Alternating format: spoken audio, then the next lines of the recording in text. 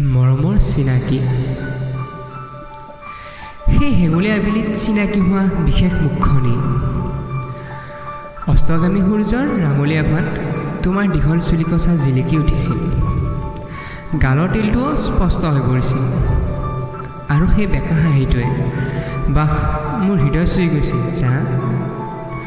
বৰ মন গৈছিল সেইদিনা তোমাৰ নামটো জনা, কিন্তু নাই, সেইদিনা আৰু নহ'ল। নিৰখনাইদি ৰাতিপুৱা আকৌ চিনাকি মুখখনি দেখিলোঁ।